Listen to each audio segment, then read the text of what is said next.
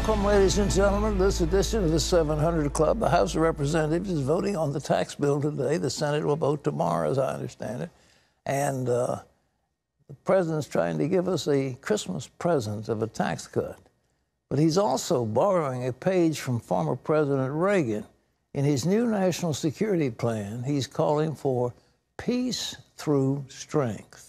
The president wants a strong economy, a strong military, and new steps to confront United States rivals. Amber Strong has this look at what it means for America's role as the leader of the free world. It was one part national security strategy and one part year-end review. On November 8th, 2016, you voted to make America great again. President Trump took to the stage Monday to outline national security goals at home and abroad. It's really nothing new for the president. According to a senior administration official, the components laid out in this national security strategy are the things he's outlined all along in his America First initiative. He outlined a plan with 4 main pillars: protect the homeland, promote American prosperity, peace through strength, and promote American influence. That means a crackdown on border security and chain migration. A nation without borders is not a nation. The president also pointed out his belief in a specific connection. Any nation that trades away its prosperity for security will end up losing both. And the Reagan idea of peace through strength, which means a major military buildup. The plan drew quick praise from House Speaker Paul Ryan, who said, "This strategy places the correct emphasis on confronting our adversaries, bolstering our defenses, and working with our allies to promote peace, security, and democracy." The president says a focus on home doesn't mean ignoring threats abroad, specifically North Korea and Iran. To counter Iran and block its path to a nuclear weapon, I sanctioned the Islamic Revolutionary Guard Corps for its support of terrorism, and I declined to certify the Iran deal. The strategy lists jihadist terrorists in Iran as major threats to security in the Middle East. That's something CBN News Middle East Bureau Chief Chris Mitchell says is pivotal to peace in that region. So I think one of the things Trump is going to do is say, this is something that is in the interest of the United States national security, that Iran's influence be stopped, lest it be a threat to the whole region and especially to Israel. And what about countries like Russia? The document condemns it as a revisionist power seeking to upset the status quo. Trump's relationship with President Vladimir Putin has been a point of criticism. The president spoke with the Russian leader twice in the last week. The second call came from Putin, offering his thanks for the CIA's help in preventing a terror attack. They were able to apprehend these terrorists before the event with no loss of life, and that's a great thing, and the way it's supposed to work. Now, according to a senior administration official, that tip to Russia is part of a larger strategy to promote cooperation when there is a shared interest. Amber Strong, CBN News at the White House. Well, there was a terrible Amtrak crash, a train going from Seattle to Portland. Apparently it was going 85 miles an hour in a zone that was cleared for maybe 35. Something was on the track. We don't know what about it, but maybe we found out more. John Jessup has more on that story. That's right, Pat. At least 3 people died and dozens of others were injured in that terrible crash in Washington State. And as Pat just said, the Amtrak train likely derailed because it was going 50 miles an hour above the speed limit. Charlene Aaron has the story. Amtrak train 501 had just left Seattle and was heading towards Portland on a new route when it careened off of a bridge. Federal officials say it was going way too fast. Preliminary indications are that the train was traveling at 80 miles per hour in a 30-mile-per-hour track. 13 of the train's cars flipped off the overpass, crashing directly onto Interstate 5 below, killing 3 people. Beverly and Charlie Hebner say they were thrown around inside the train like rag dolls. They managed to crawl out of a window, thankful to walk away with their lives. There was this body lying there. I mean, he had hardly had any clothes on. The clothes had just been ripped off him, and he was obviously dead. Lakewood Mayor Don Anderson had raised safety concerns, predicting earlier this month that the new, faster route would lead to fatal accidents. Come back when there is that accident, because this project was never needed and endangers our citizens. Meanwhile, President Trump tweeted that the train accident proves it's time to do something about America's aging infrastructure. Charlene Aaron, CBN News. Thanks, Charlene. Well, the Trump administration says North Korea is to blame for a global hack that affected hundreds of thousands of computers back in May.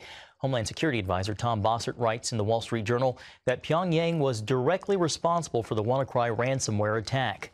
WannaCry took hostage documents, databases, and files on computers in 150 countries. Most notably, it disabled parts of Britain's National Health Service. Bossert said evidence confirmed by the UK government and Microsoft points to North Korea. Pat, back to you. Listen, I tell you, ladies and gentlemen, it's time we do something about North Korea. We have in the NSA the most sophisticated cyber security operation in the world.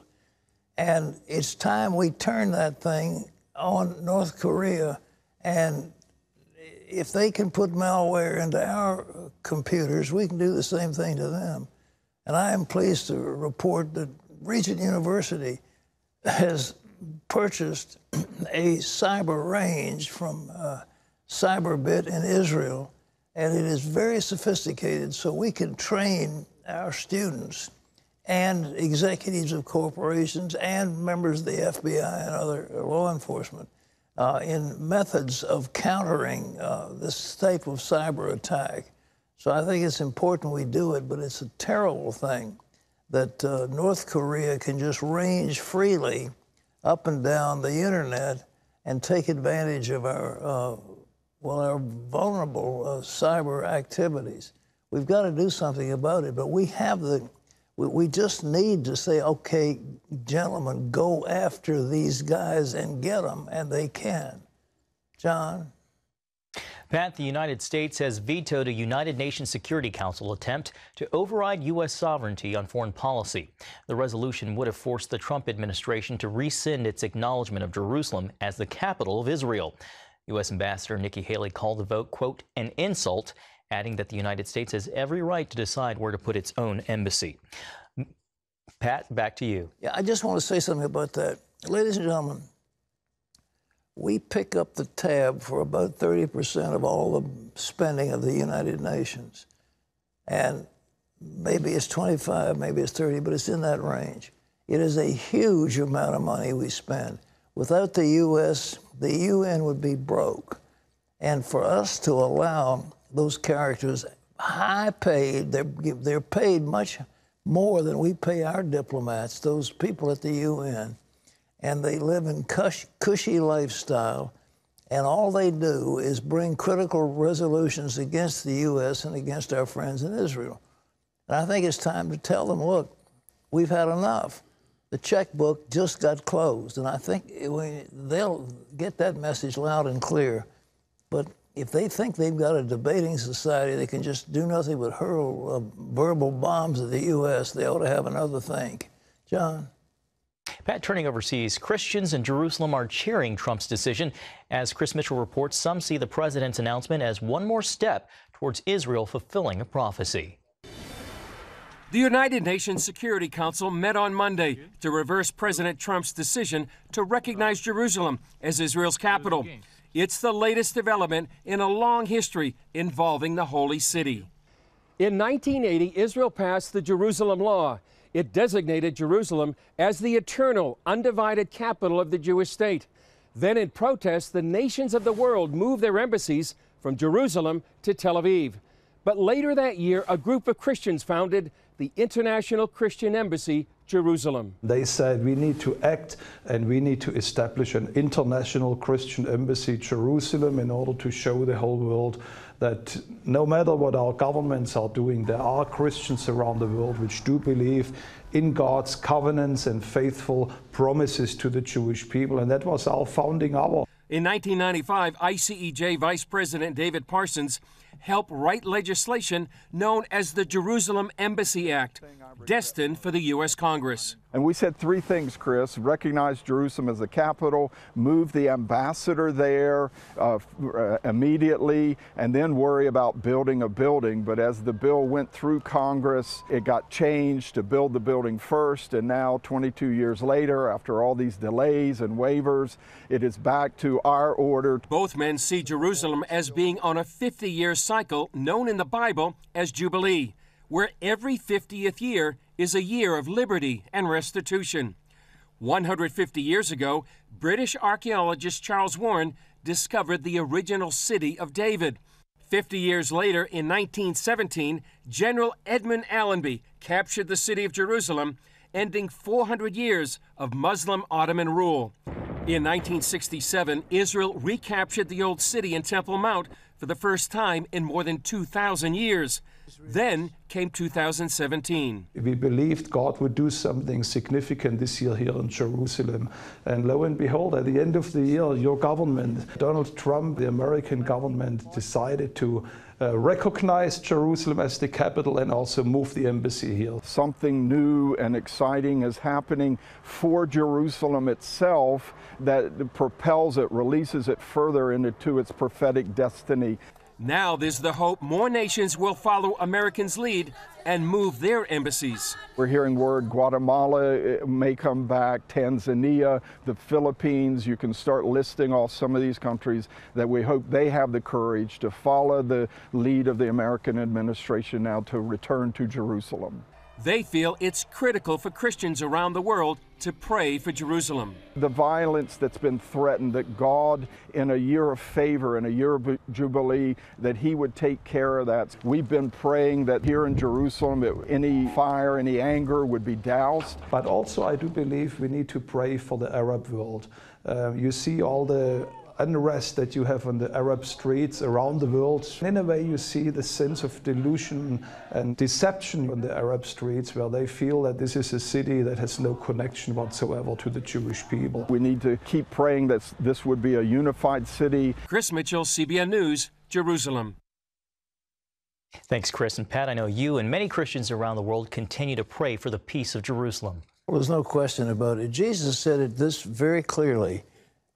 This is a prophecy that He made while He was here on earth. He said, Jerusalem shall be trodden underfoot of the Gentiles until the times of the Gentiles were fulfilled.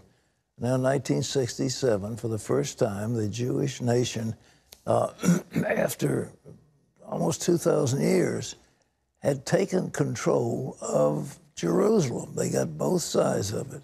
And I believe that that's the fulfillment of one of the great prophecies. And there's no way that the nations of the earth can break that prophecy. Jesus said it, and it will stand as surely as the sun comes up in the morning. The Word of God is going to stand, and that's what the Word is. But the Bible also says the nations will come to fight against Jerusalem. That's going to be the flashpoint, if you will, for the great conflagration that's coming. And the nations of the earth, instead of moving their embassies, I'm glad they are, but very few of them will, but the nations will come against Israel on account of Jerusalem. So keep your eye on it. And as they say, you know, you read the headlines with one hand and you read the Bible with the other, and you realize the two are going to coincide.